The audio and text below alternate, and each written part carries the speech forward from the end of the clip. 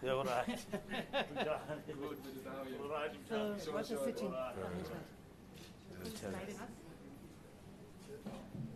CEO, how are you, sir?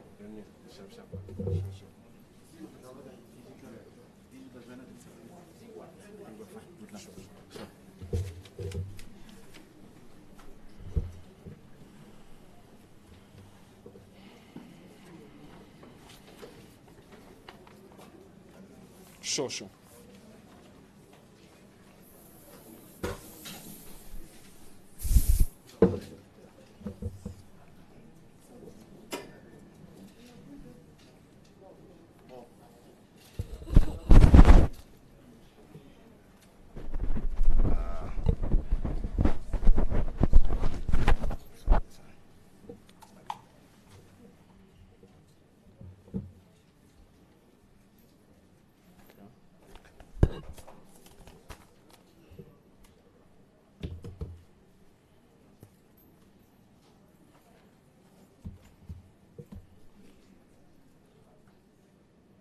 Okay, are we good to start?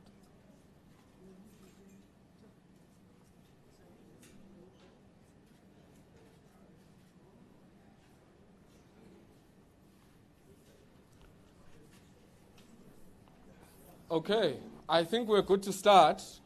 Colleagues from the media, good morning, and welcome to the Road Accident Fund. My name is Ayabonga Cawe.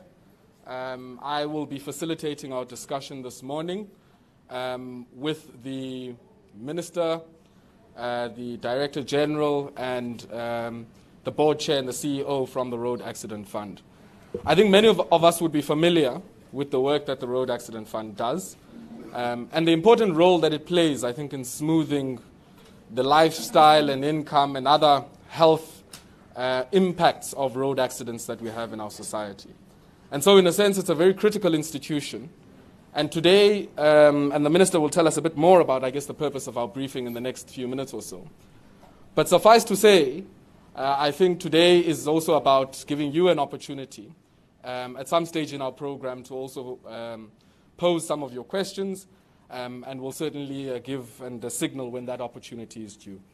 So, without much further delay, because we have also started slightly late, I would like to call up Minister Fikile Mbalula to just give us a sense of the purpose of our briefing this morning, but also to touch on some of the mandate, policy, and other issues that I guess arise from that. Minister Mbalula.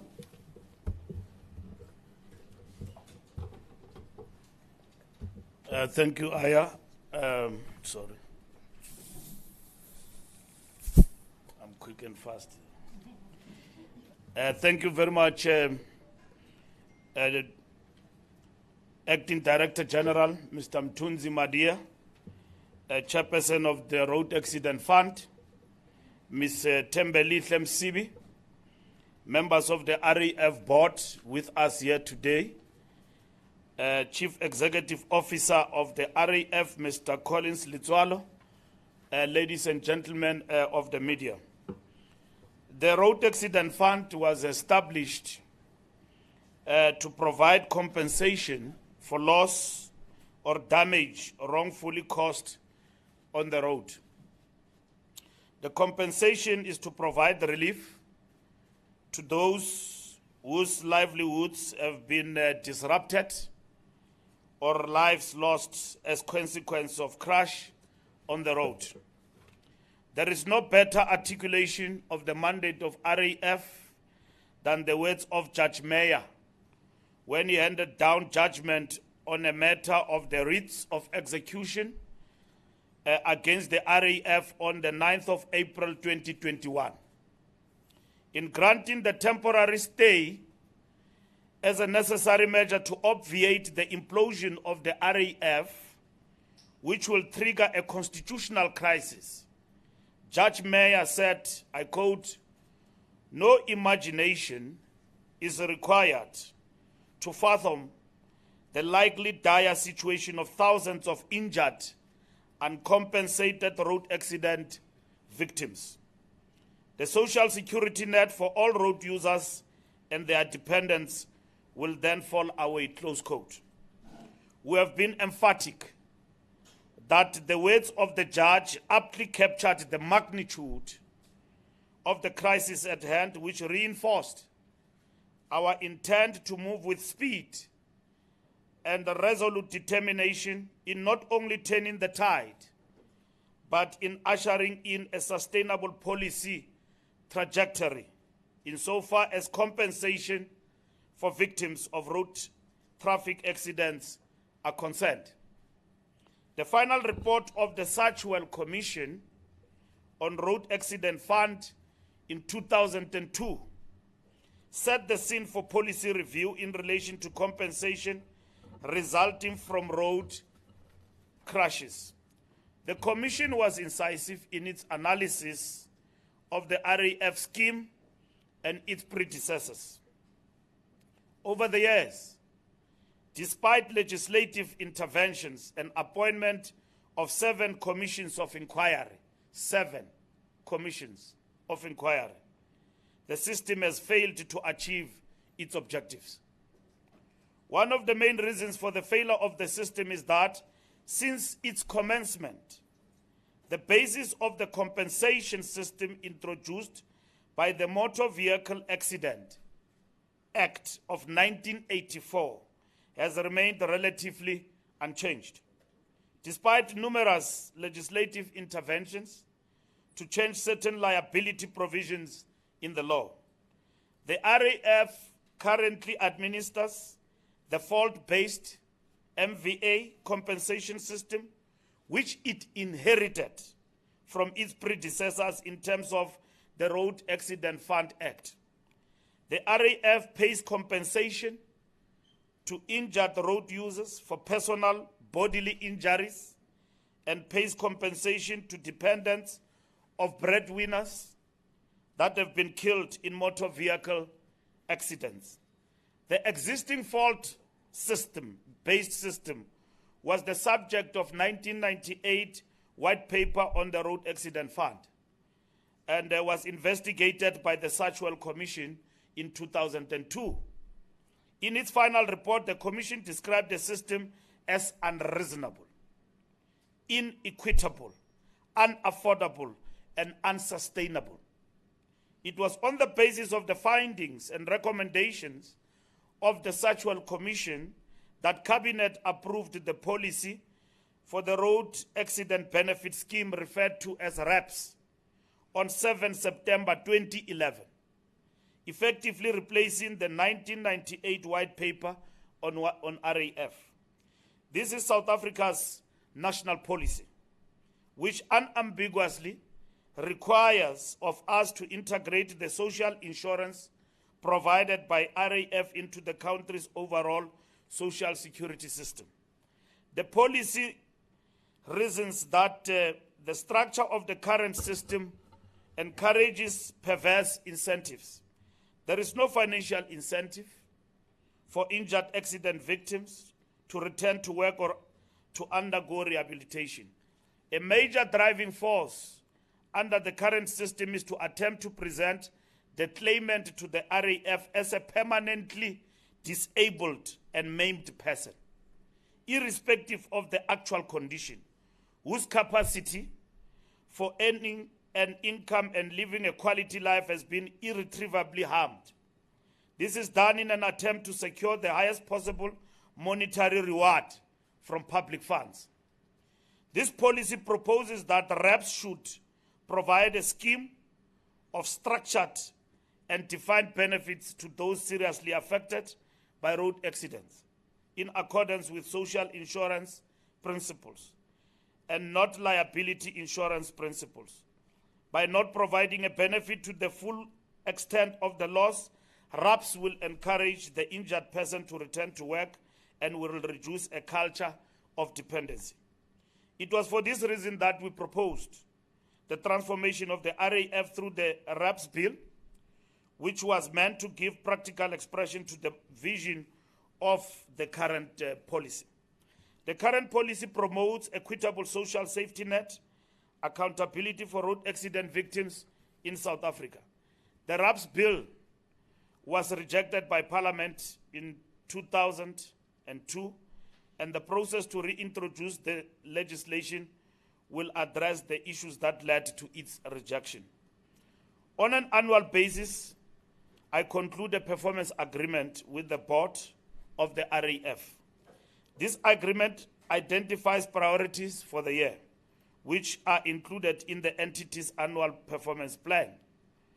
The agreement signed with the board for the 2021-22 financial year include the following priorities: approval and implementation of a new business operating model, settling of new personal claims within 120 days, accelerating settling of claims that are 3 years and older, reduction of legal costs, implementing prescribed medical tariffs, develop medical treatment protocols, implement measures to enhance the current system, improve financial sustainability.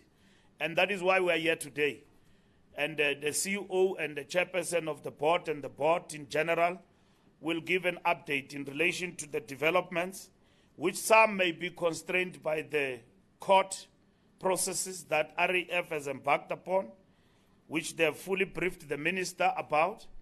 And I've had an opportunity to engage with regard to this process, and at the same time try to say, can we have mediation and resolve this matter outside court processes?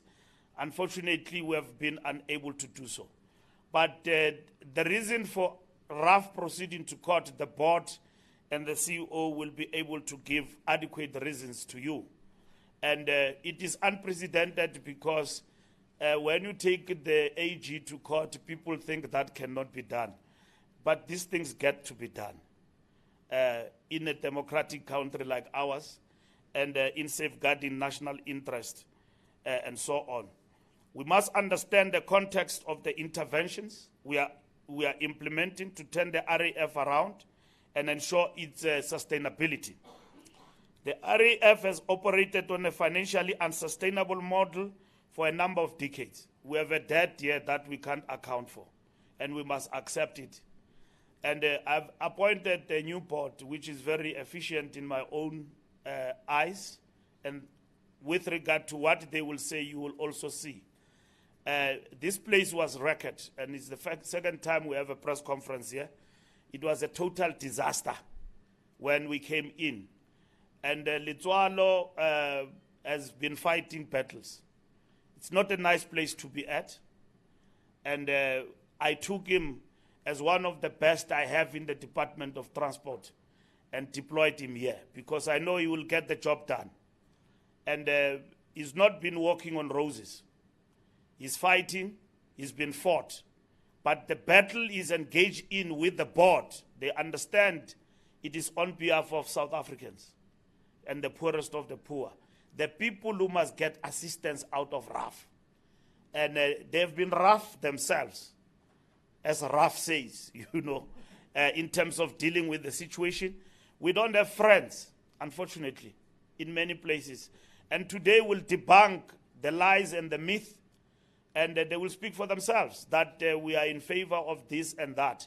So when we talk about the financial position, it is unfortunate that we have to go this route, and that they have to go this route in terms of the AG.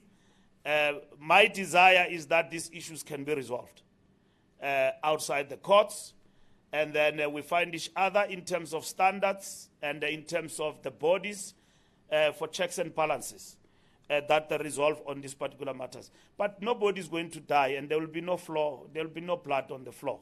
At the end of the day, a review is a review if we can't find each other on the policy matters. And then we defer to the courts to intervene. That is what it is important. The RAF has operated, like I said, on a financially unsustainable model for a number of decades. There has not been a nexus between the fuel levy and the number of accidents that occur on public roads. However, to exacerbate this challenge, there has been the ever-increasing administrative costs of the RAF scheme. Of the revenue RAF collects, more than 17 billion rand, or 40% of this goes to administrative costs. I want to repeat, of the revenue RAF collects, more than 17 billion rand, or 40% of this goes to administrative costs, with only 26 billion, or 60% is actually received by claimants. Currently, the RAF biggest cost driver is the number of road accidents that occur on public roads daily. Bringing RAF back to financial stability requires both a regulatory overhaul and operational improvement. The regulatory overhaul is mandated by the RAPS policy, which requires of us to complete the transformation of the RAF into a benefit scheme that is fully integrated into the broader social security net. We have given the green light to the board to move with speed in adopting a new business operating model. You were here when I was briefing you about that. And I went to Parliament. I as well went to Cabinet. And I did brief you that we have this operating model, and then for us to implement that fully, it means that it must pass through the AG and all of that. And we have had the green light from PwC, and not through the stroke of a pen. That policy was amended and implemented by PwC. But whether that is an opinion or what, it's a matter that we can clarify in the courts. But I've seen that. To illustrate the quantum of the challenge that stifles the RAF from the effective implementation of its mandate of the 41 billion fuel levy it receives, 10.6 billion goes towards legal costs. 10.6 billion goes towards legal costs. And some of the people who are injured don't even get the share of the lion's share of this money. It goes to the lawyers. So you see people driving expensive cars here. Is money of RAF. And that is the truth, you must know. And half of that money does not go to the beneficiaries in this country. It goes to individuals, to law firms, and all of that. We are straightening that up in terms of the law. And that is the mandate I've given to this board to implement. And they've got that mandate to implement. It is for the on behalf of South Africa.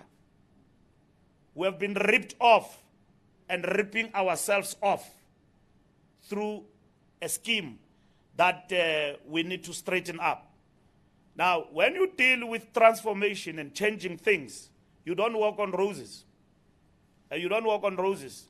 You walk through a path which, long after you are gone, people will thank you. This is not a country of cowardice. We stand for principle. And that is what we do, and we are accountable. So we're not running a spaza shop. In some instances, operations within RAF are suspended due to the attorneys attaching some of the RAF's assets. I've also, in terms of the National Department, been a victim of this. You have seen in the press and all of that. These are the things that actually happened.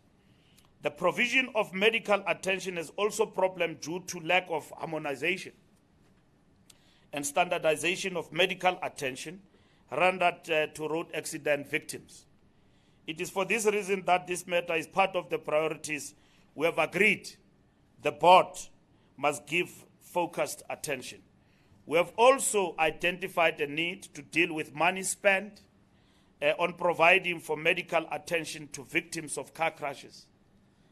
From a policy perspective, this will be achieved by prescribing a set and standardized medical tariffs that victims of accidents submit to the fund as a result of motor vehicle accidents. There is no doubt that the current system is inequitable. This is because the payment of damages, loss of earnings, and general damages per individual are assessed in relation to the person's earning capacity and potential earning capabilities, which is disproportionate to those that are deemed to have or be able to reach that earning capacity. Inefficiencies in the claims administration process is attributed to disputes being declared by both the plaintiff and RAF attorneys solely to drag and prolong the settlement of the claim. The tactic has the effect of the legal cost being incurred, even when it was not necessary to incur those costs. The drivers of this inefficiency are both internal operations at RAF and unprincipled legal practitioners. In conclusion, the dire financial situation of the RAF requires of us to find creative ways to ensure that the taxpayer receives value on the investment they make through the fuel levy, without abdicating our responsibility to provide a social security net to those affected by road accidents. I will now invite the chairperson of the board, Ms. Thembelihle Msibi, followed by the CEO, Mr. Collins Letswalo. They will unpack the progress made in improving the fortunes of RAF, in line with the mandate I have given the board, and progress in implementing the new model aimed at ensuring that victims of car crashes are the real beneficiaries. So I'm happy, and I want to thank the media for being here, because a lot of things have been written about RAF, that they are hiding 300 billion, they are trouble, we are running a spaza shop. Even a spaza shop is better. We are running something that we don't understand what we are doing. But those who've got access to the media are bad-mouthing. But we are not bad-mouthing. We are here to account. So you are here as the media. Ask any question. Where we can't answer because it's a legal process, we'll be given guidance. But the board is here. I've brought Letswalo himself. You see, he's got a new suit for this occasion. So because I've said to them, we are running this thing on behalf of the people of South Africa. When we are questioned, we must not run away. We must answer. We don't work under anonymous reports, sources. No. We must be attended to if the need arises. And then we must account in relation to what is our mandate. Chairperson, over to you. Thank you.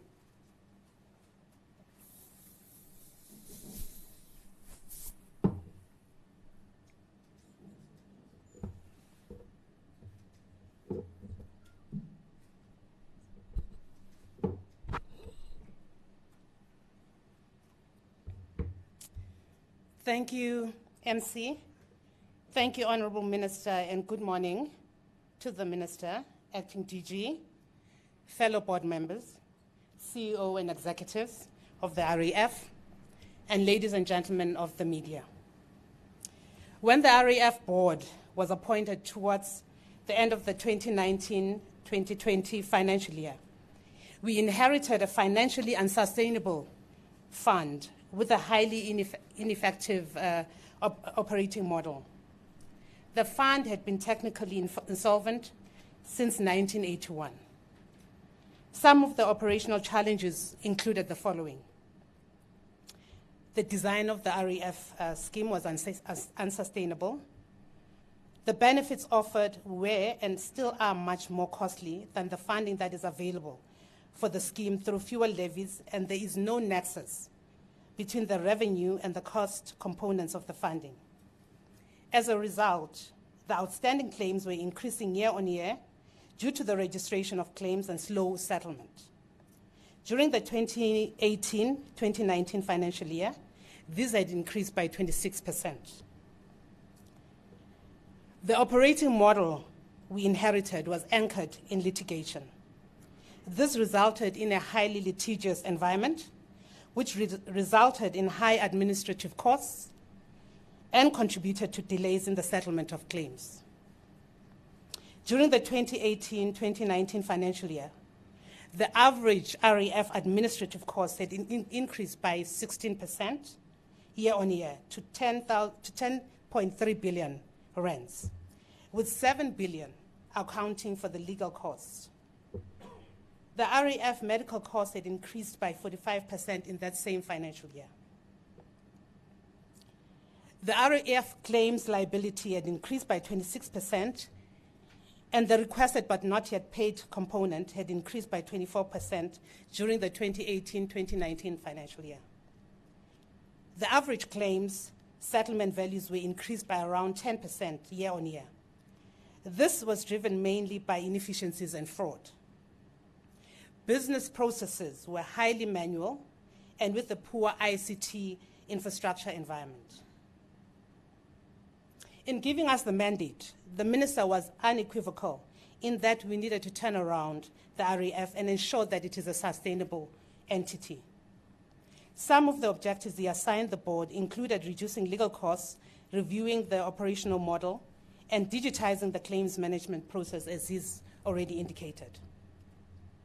We proceeded to develop the 2020-2025 RAF strategy, a 5-year strategy, as part of the turnaround plan for the fund. The strategy is anchored on expediting settlement of claims and building a customer-centric organization. The key strategic outcomes included, these were of course in response to the minister's stated objectives, were the development and implementation of a new operating model, settlement of all new claims within 120 days, reduction of legal and medical costs, development and implementation of the RAF medical tariffs and medical treatment protocols, implementation of an integrated claims management system. This would improve efficiency in claims processing and also help with the prevention and detection of fraud. Review of the RAF organizational structure to ensure that it was fit for purpose and to conduct a comprehensive skills audit. Almost 2 financial years into the strategy, we have made great strides towards addressing the legacy challenges of the RAF. The following are some of the notable achievements from the 2020-2021 financial year. We managed to finalize our inputs into the RAF Act amendment proposals. A key input is the amendment proposal for an annualized payment. This would replace the lump sum payment. I'm sure quite a few of us in this gathering are familiar with the show I Blew It, and quite a number of them are from the RAF payouts, and how people would get probably about 4 million, and within a year, they've blown it. And so this would also help us in terms of dealing with that challenge, because those same people then come back into the government system and try and get some other benefits. We will be formally publishing the final RAF tariffs for implementation before the 31st of March in 2022. We are at an advanced stage of onboarding an implementation partner on the digitization of the claims management system for the RAF. This ICMS tender had been published on the 26th of February last year. We embarked on the review of the organizational structure for the RAF to ensure that it is fit for purpose. To this end, we have finalized the macro structure and finalized the appointment of the CEO and CFO, with other key executives to follow. The RAF saw a significant reduction in administrative costs during the 2020-2021 financial year. Okay. Particularly the legal costs reduced by just over 40%, moving down to 3.9 billion. As you would recall, we found this at 7 billion in the 2018-2019 financial year. We achieved a clean audit for the year 2019 to 2020. Although challenges still remain with the settlement of claims within 120 days, we are confident that the implementation of the minimum requirements for claims lodgement and the integrated claims management system will assist in expediting claims settlements. To ensure that the public is fully informed of these changes, the RAF has embarked on a stakeholder engagement process. The first stakeholder engagement was held in Gauteng this past Tuesday. This will be rolled out to other provinces in the coming weeks. On the issue of the current litigation, we have been briefed by our legal team not to discuss it. However, we can safely say that we tried to manage and resolve the matter without going to court but were unsuccessful. We hold the office of the AG in high regard, and I think this needs to come across. Just because we are having litigation in one particular issue, it does not mean that we cannot work with the office of the AG, and we do not want to work with the office of the AG. So we hold this office in high regard. We will continue to work with the office of the AG as we are expected to under the laws of the country. I thank you.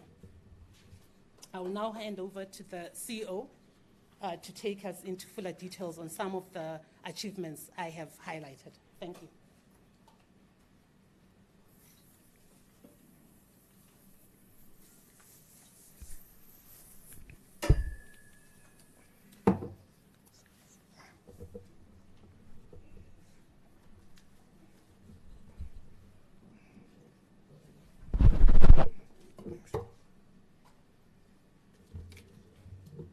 Thank you very much, Program Director. Thank you very much, Honorable Minister, the Acting Director General of the Department of Transport, the Chairperson of the Road Accident Fund, and members of the board present here, members of the media and fellow South Africans. Good morning. I'm standing once again in front of you here in my new suit to brief you on the developments of the Road Accident Fund and the progress on the new model that we initiated close to about 2 years ago. Like any new model and the change that are brought in the quest to bring transformation, we have experienced both successes and setbacks. However, we are happy to report that we have had more progress and that we have experienced challenges. We were able to develop solutions that take us forward and ensure transformation of the Road Accident Fund.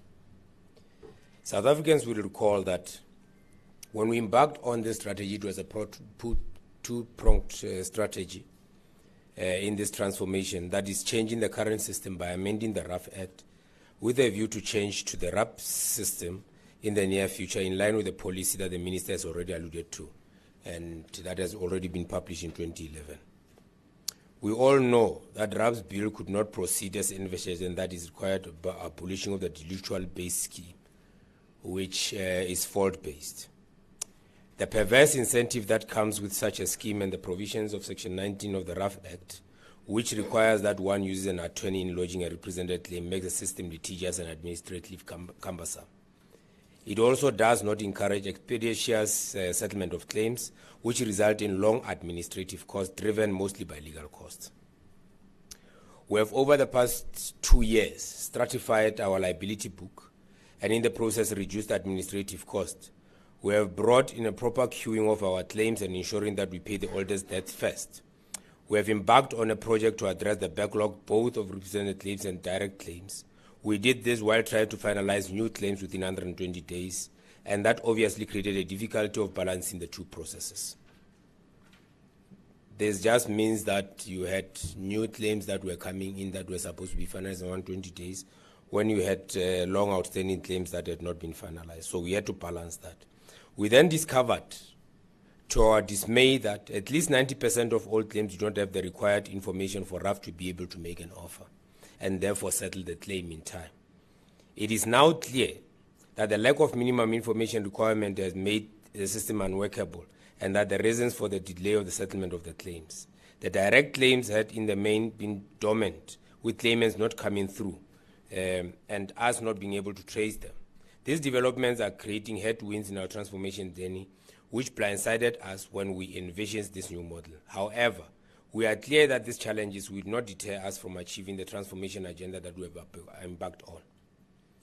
We have also faced a massive resistance and pushback from those that benefited from the past inefficiencies of the RAF.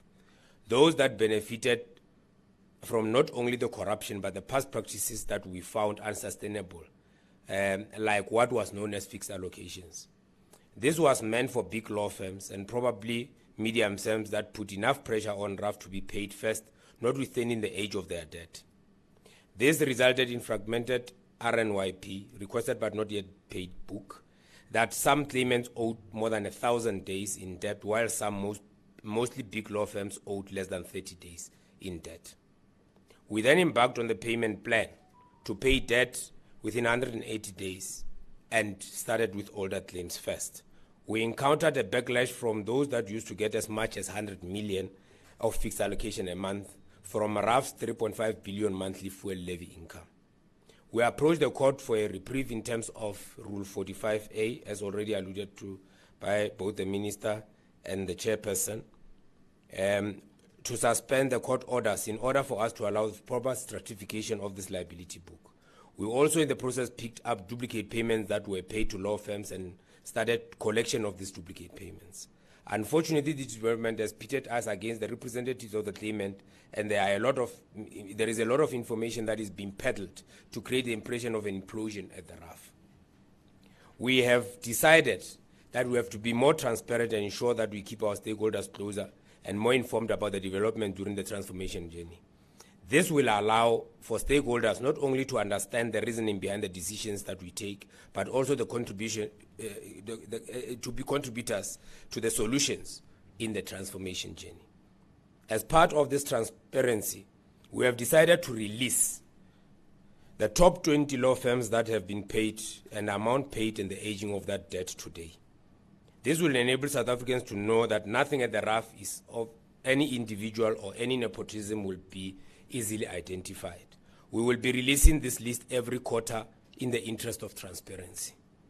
We will further enable South Africans to hold us accountable to our commitment to introducing a more equitable payment system based on prioritizing the oldest debt in line with our 180-day payment strategy. I want to list all these law firms for you to know. From the 1st of April 2021 to the 2nd of March 2022, the following law firms were paid, and these were the figures that they were paid and the average days of settlement of these payments. Number 1 is Kruger and Company at 395 million. Number 2 is Nandu and Associate at 394 million. And number 3 is A. Volmaras Incorporated at 348 million. Number 4 is Gerdnel Progoriers at 332 million. Savage and Joste Adams Incorporated at number 5 at 331 million. VZLR Incorporated at 315 million. Sprayed Incorporated at 302 million. Mpila and Associates at 265 million. Adams and Adams Pretoria at 257 million. De Vries Shield Incorporated at 244 million. Chwenia Tennis at 230 million. Franz Kitte and Posa at White River, the law firm, 229 million. Msamo Attorneys at 205 million. De Sosa AC at 203 million. Lobart and Creek at 202 million. M. Kruger and Pochinger at 199 million. Detroit Haveman and Lloyd at 191 million. Adendorf Incorporated at 181 million. Chochinchi Attorneys at 175 million. And Federer Incorporated at 174 million. That's the top 20. That is on capital payments.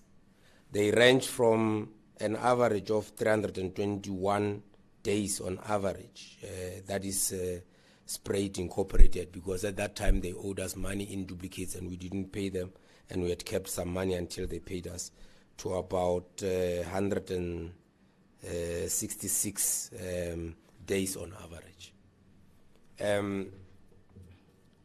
Then we have got cost payments.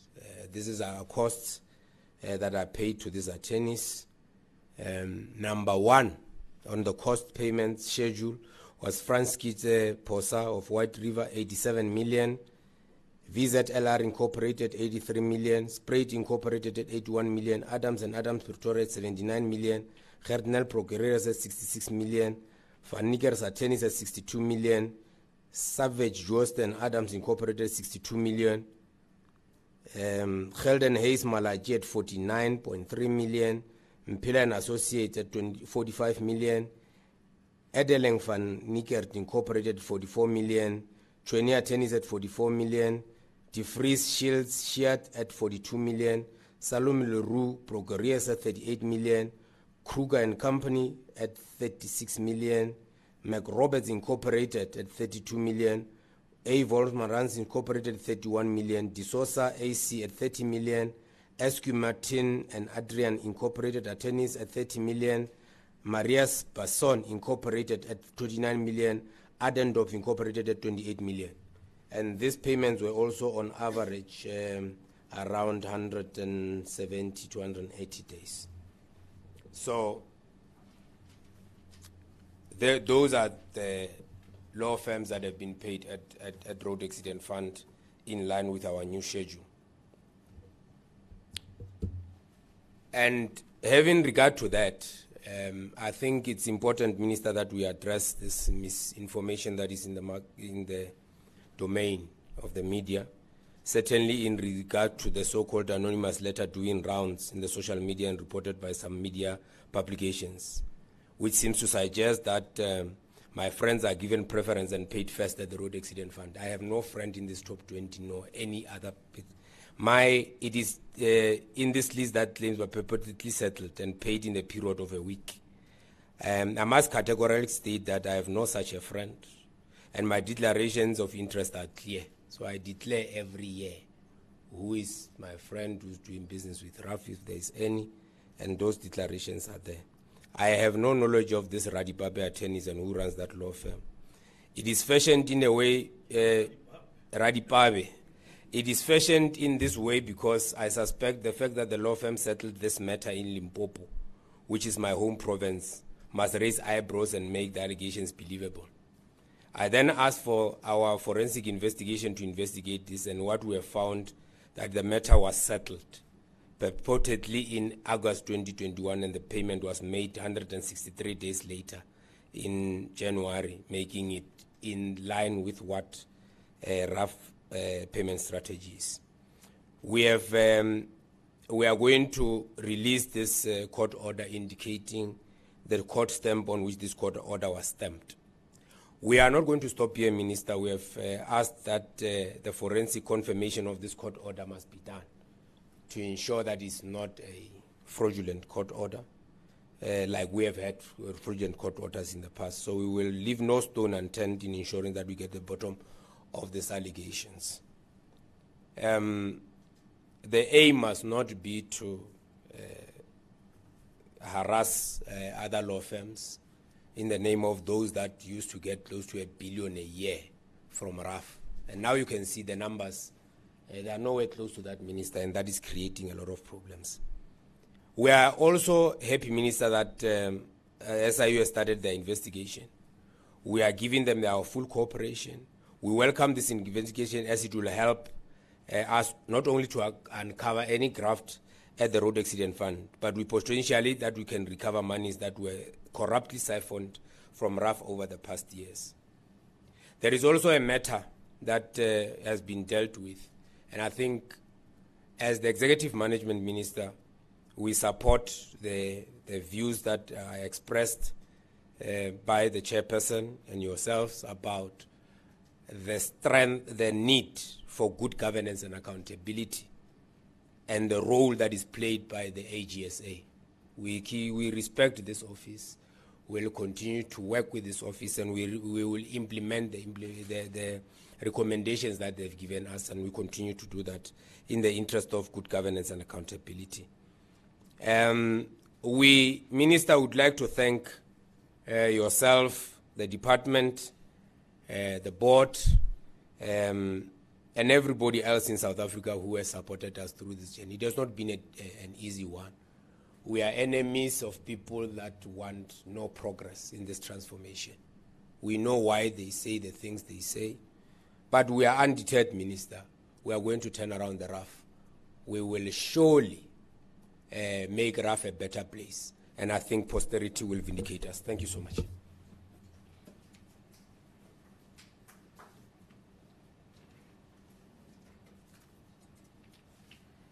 I see somebody at the back was wanting to clap, CEO.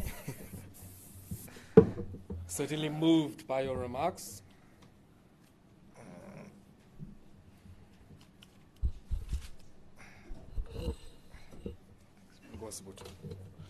Thank you very much to the Minister, the Board Chair, and to the CEO for those remarks.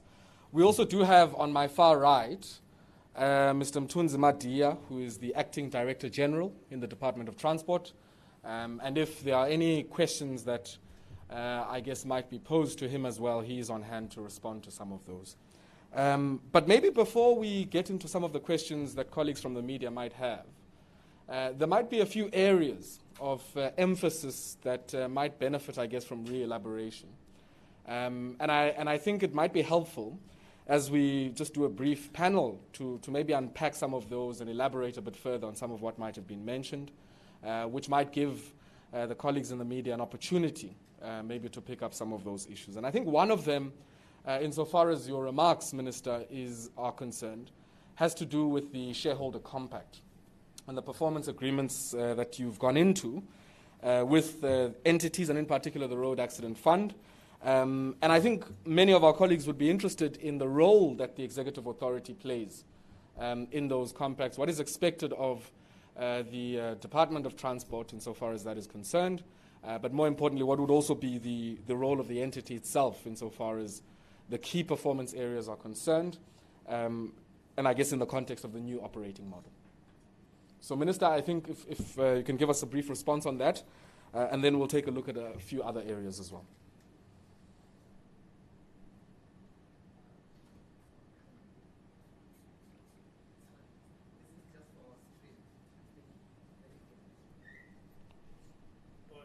It's just for us. Oh, okay. Just for vibes. So I was going to suggest, Aya, that Yeah.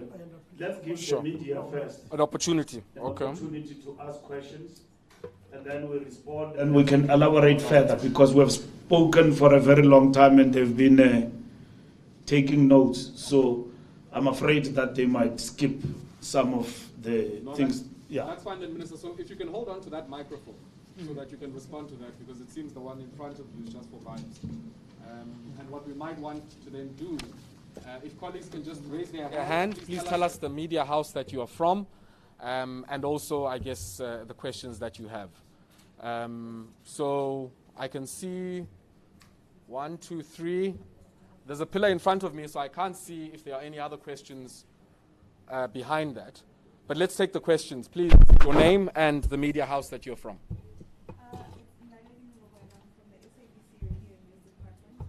Minister, my question is in regards to the ongoing case between the RAF and the AG. I understand that this is already within the courts, so you're not going to suggest too much you can say, but what can you say in terms of what's happening right now? Where is the case at the moment and what's the way forward? Okay, Dayezo? Rayezo from Hawaii. Minister, if I remember correctly also, the last briefing you had a list of law firms that, for lack of a better word, you were trying to blacklist or that were causing problems, and you were trying to deal with them. We'll come there to answer. Okay. Yeah. Where are you in terms of those of identifying those law firms that were a problem for the RAF? I think at some point the CEO mentioned that you would find that they had insider information, if you like. They were working with people inside, and you were trying to get them out of the system because it was a problem. Where are you regarding dealing with law firms that were defrauding the Road Accident Fund, for a lack of a better word? Yeah. Yes.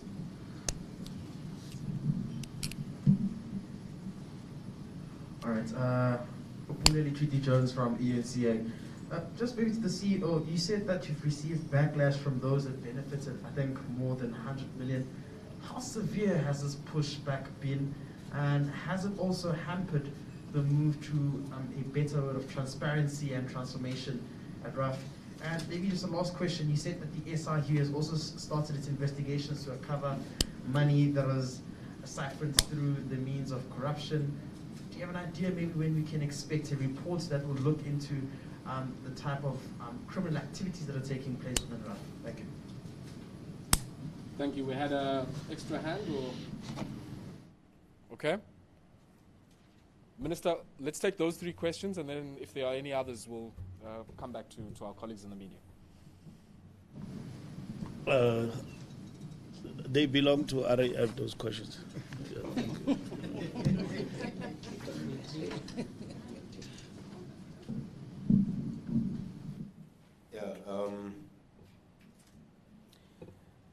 The issue with the AG is practically about the application of accounting policy. We in the past have used what was called IFRS 4 to account for our liability. In 2020, the International Public Sector Accounting Standard Board issued a new standard for social benefit, as Raf as a social benefit. We use this in line with GRAP 3 to develop our new accounting policy in line with that. So that's the only difference we have with the AG. Nothing much, nothing less. Our view is that GRAP 3 allows us the right to do so. It says management shall use its judgment as it is. Paragraph 10 thereof. So I think it's paragraph 8, yes, thereof. So we have used that, and the minister says there is a PwC issue. The PwC did a review. The decision was ours. So we took a decision as people that understand finance and understand accounting to do what had to be done in line with GRAP 3, working together with everybody involved. And we arrived at a conclusion that IPSAS 42 is a standard that we must use. And of course, that's the difference we are having with the AG on it. That's the long and short of what we did. It's part A and part B. Part A was saying the AG must not publish this report until such time that is reviewed. I think it's only fair that they wait for the court, and the court must determine whether we are right or they are right, and then we can move from that basis.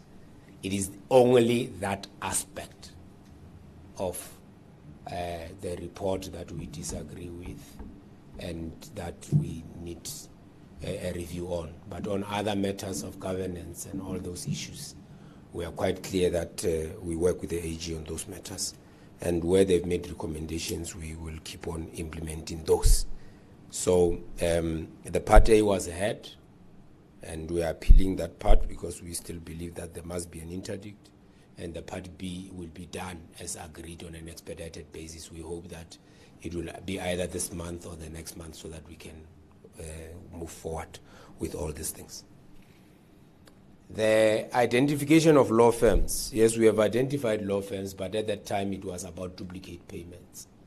I have said in one of the firms, I think it was Sprite Incorporated, you would see that we retained funds that were due to Sprite on the basis that if you were paid in duplicates and did not return that money, in our view, it is a mismanagement of a trust fund, a trust account, sorry. So we can't knowingly, as the RAF, perpetuate a situation where money is paid into a trust account that we say has been mismanaged. In the interest of the claimants, we then kept those monies. Of course, all the people that are now being paid are people that have paid back these monies. We then reported a number, I think it was 102 law firms, to the LPC. The LPC is taking its own time in finalizing this, so apparently it's given to different provinces. And for us, we are waiting for the LPC to finalize this matter. We are aware that there is some 560 million that still sits in our bank account that needs to go to claimants.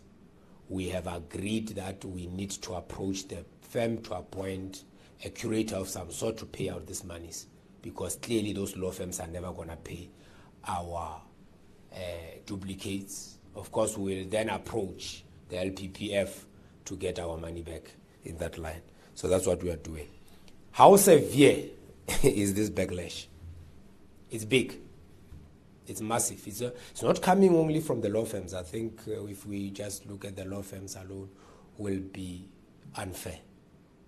It's coming from the medical profession. They used to charge us 5 times what they charge every medical aid for these clinical procedures, because we never had what we call the rough medical tariff. And I think it was in 2013 where the Constitutional Court had ruled that we must have our own tariffs. Our predecessors did not look at that, and they did not enforce, but we last year did publish our own tariffs to bring them in line with the market.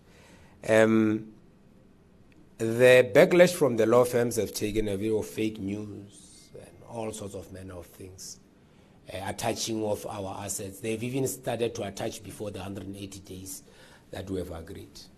And yes, indeed, I mean, you can't corrupt an institution without those inside. So we have let go of about 80 claims handlers so far at the Road Accident Fund, and others keep on resigning, 80 claims handlers, because of the payment issue, where they simply did not load payments, and it looks like some people were actually being given bribes for them to fast-track people in the payment process. So we made sure that everyone, that's why we want to make it transparent, that you know who we pay, so that it becomes very, very easy. On the SIU, it's something that was asked by the board, even before this board in 2018, that let's actually get the SIU to come into the space. They have started the work, and I think together with them we'll then brief the media as to how frequently will those reports come, but there are different aspects of the report, and I think it will be around September or somewhere. It just depends on how quickly they can do what they are doing, and aspects of that as promulgated, what the president has asked them to investigate. And like I say, we will continue to work closely with them. And of course, I mean, this misinformation and all the other things that they do, they harass everyone at the RAF. They even harass even the same claim handlers, because people wanted, I mean, it's a known fact what they do. It's in court papers everywhere.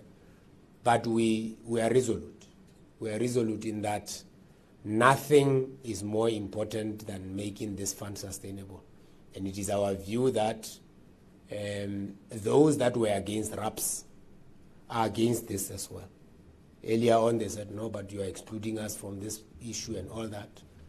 I can only tell you my personal view that it's only a doctor that would know better who gets injured than a lawyer.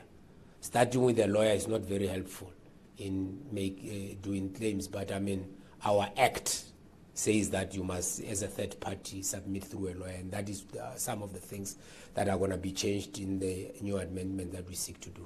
So that's a long and short of I hope I've answered all questions. Thank you so much.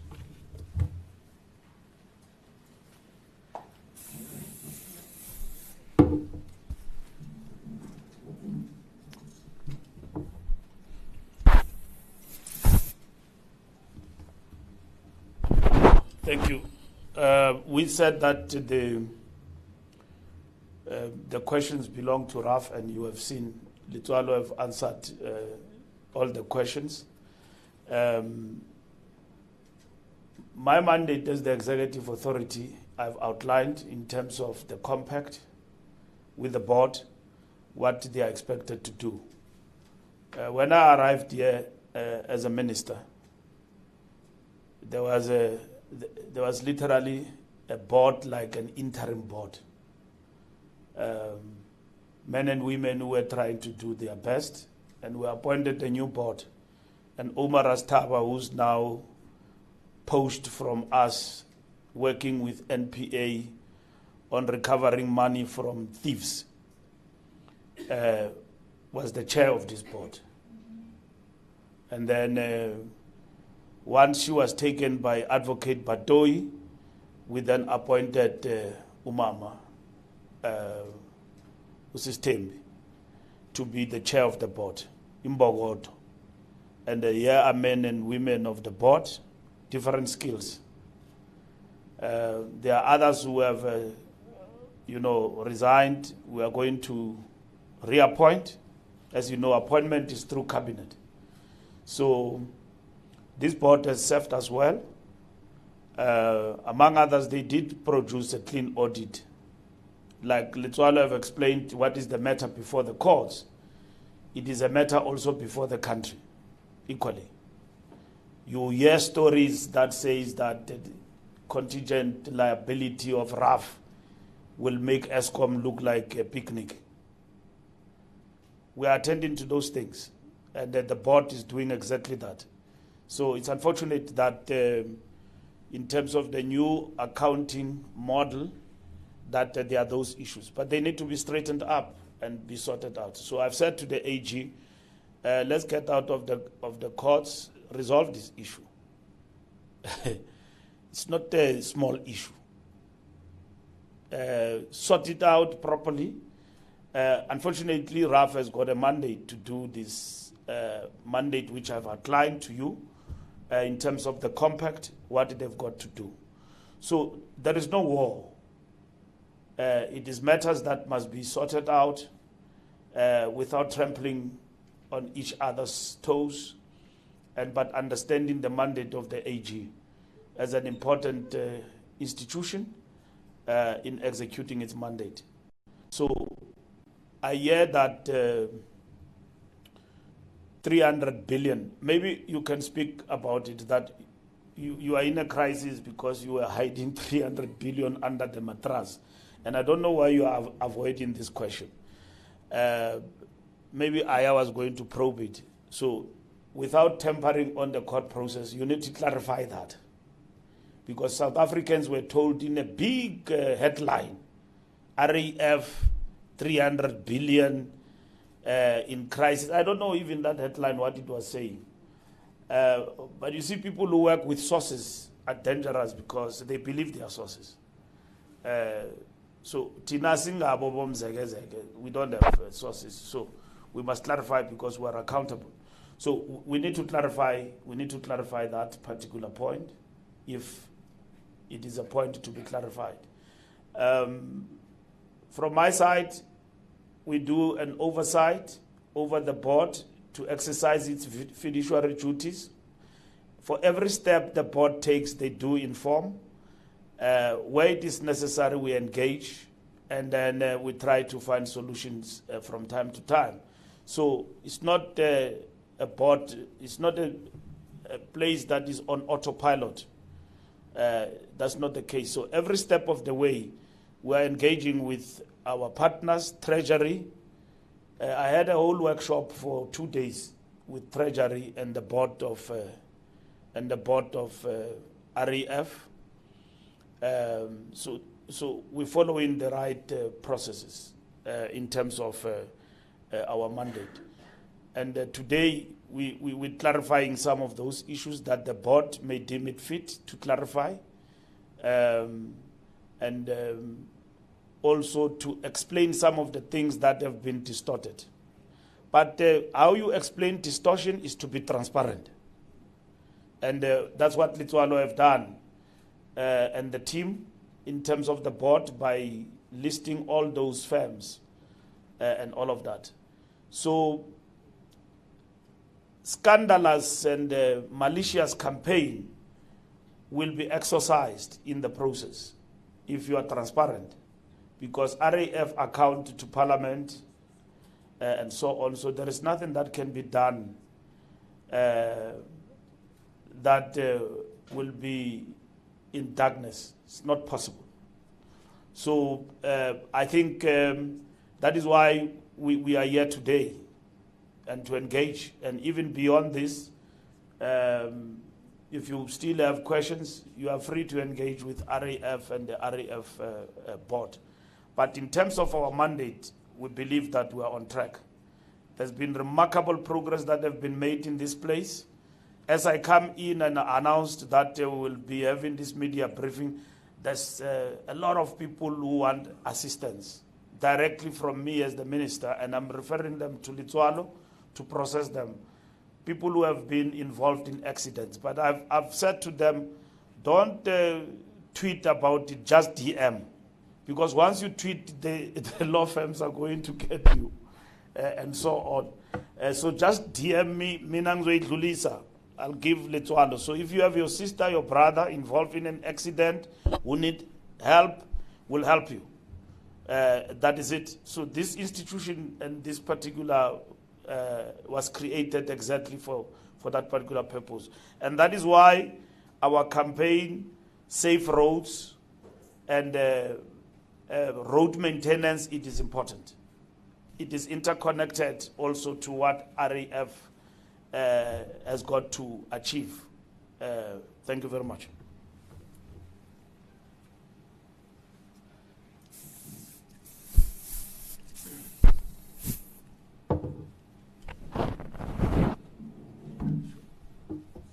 The chair wants to deal with the liability. Oh, perfect. Yeah.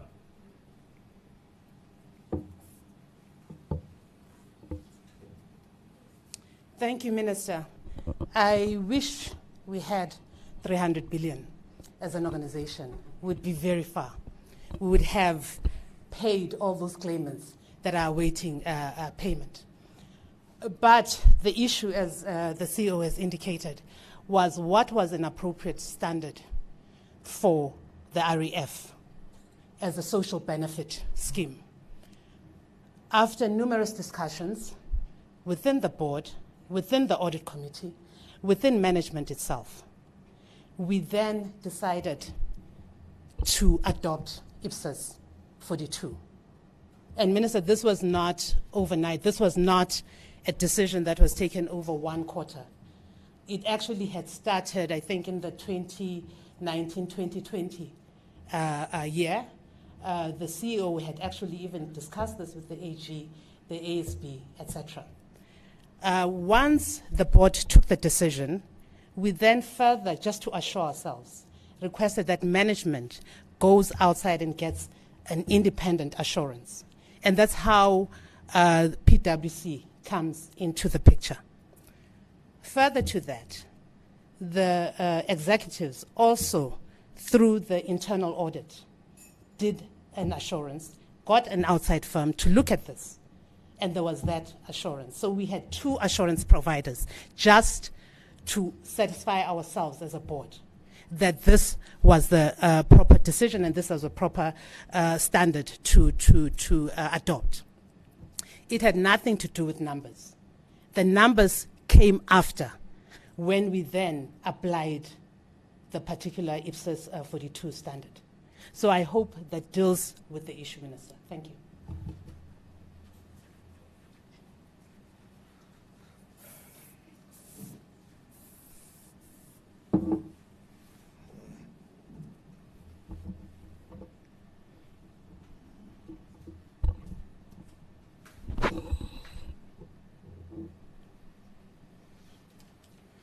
Thank you very much, Minister, Board Chair, and CEO, for that clarification, least of all on the liabilities. And I guess that, to some degree, might clear up whatever other questions you might have had. So I don't know if there are any other questions from colleagues in the media. Okay, I see no questions. No questions there behind me.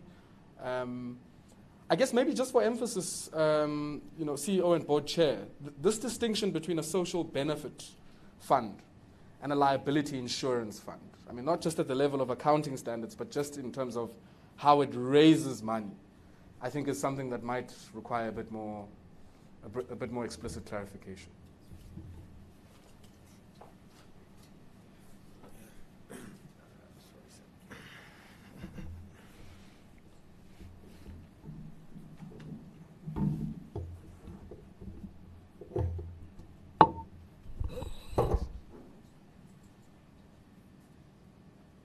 I think that's the part of where one deals with IFRS 4, which is accounting for insurance contracts. Simply put, Raf has no insurance contract with anyone. And if the aim was to include Raf as an insurer, the Insurance Act of 2017 would have included Raf. It's as simple as that. But then there are provisions in the financial supervision of the Road Accident Fund Act. I think it's number 8 or 80 of 1993, that expects the Financial Services Board, which is now the Prudential Authority, to financially supervise the Road Accident Fund and its adherence to prudential limits and all those things that are supposed to be done. But the most important one is section 2.3.3 of the directive that was issued in 2011, which specifically relates to what Raf is. You must read it. It says we are fundamentally a social security fund. So there can't be, it put paid to the question of whether we're an insurer or not. Now, in 2011, there is this policy on road accident benefit scheme that has been finalized, which is the government policy on road accident benefits. And it's very clear that we are a social benefit.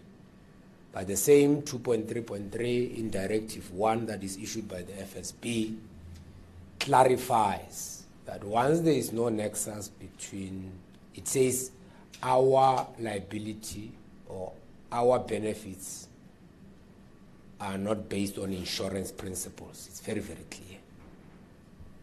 And it's also very clear, if you go through that directive, it will tell you that in case the Insurance Act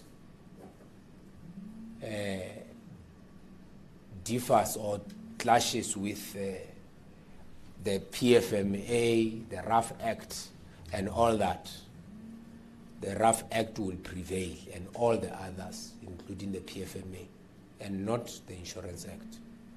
That is very, very clear. So we are no insurer. The other rationale that you must look at is why we used IFRS 4 in the years before. It was simply because the paragraph 10 is very clear of the GRAP on the order in which you apply standards to develop an accounting policy. It says in descending order, and it starts with the International Public Sector Accounting Standard Board. If they have a standard, then you use that standard. Then there is the International Accounting Standards Board, which is the one that issues IFRS standards, which comes below the IPSAS-B. So it's very clear. So it must be very clear on how we followed that whole process. But one must know that there is no nexus between the fuel levy and the benefits we offer. So that's as simple as that. Insurance is on those bases, so we are not covered by insurance principles. So it must be clear. And I think the chair has clarified it very well that we developed an accounting policy before we applied that accounting policy to our financials. And whatever figure it spills out would be a figure that is there. Then there is an issue around the recognition criterion when you recognize this liability. The battle is whether once you have an accident, that liability is ours or not. We are saying it's not our liability. You could have rolled on your own there, which is a single car accident. There are provisions in section 17 is clear, the categories, and I think also section 19 is clear about where is RAF liable and when is RAF not going to actually pay out those benefits. It is after applying those that you can then talk about a liability, and it must be understood in that context. So I think it's fairly, in our view, a tried matter of whether we are a a social benefit or insurer. We are no insurer at that. If we were insurer, we would have been closed a long time ago. Thanks.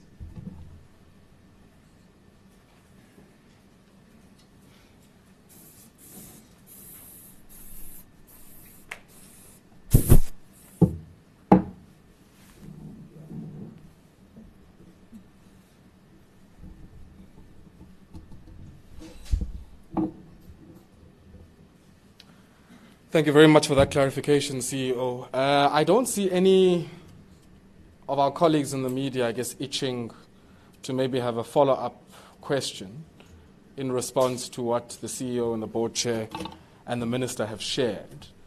And I'm not sure, I guess, from my panelists, whether there would be any further remarks, Minister, board chair, CEO, DG, that we might want to share. If not, may I then suggest that, board chair, is there anything you'd like to add? Okay. If not, may I then request, I guess, from yourself, CEO, to maybe close us off, because you are our host today, or we'll ask the DG to give us some concluding remarks and thank you. DG? Ndiyabona bakha kufika imibuzo, so ndicela uzosivalela, DG.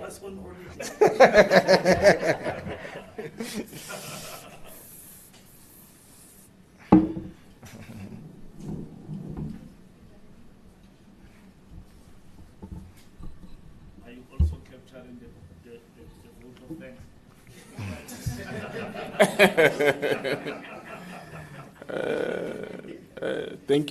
Thank you, Program Director, Honorable Minister.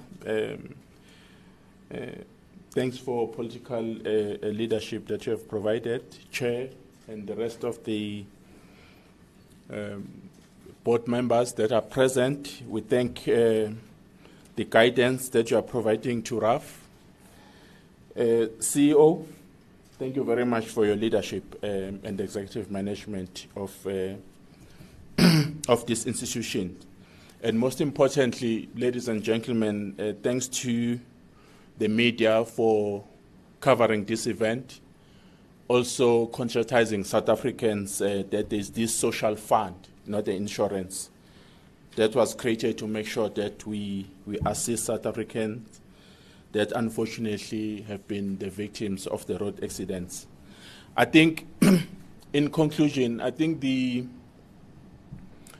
fundamental responsibility of the department is to assist Raf and all the entities within the family of transport to develop, process the regulatory framework.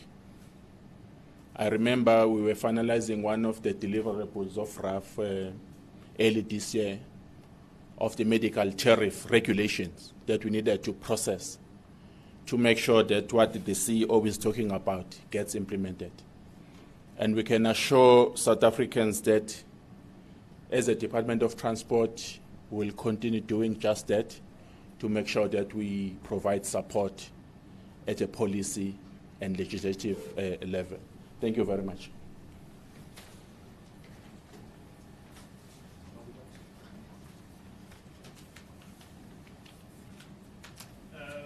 Thank you very much, DG. I think questions are never concluded at the press conference. I think you should feel free to contact Raf. I'm not Raf. I'm the minister. So you had my mandate. So when you want questions, the Tswalo here and these people and the chair, I'm running a very proper machinery, not a picnic. So you heard from for yourself. So thank you.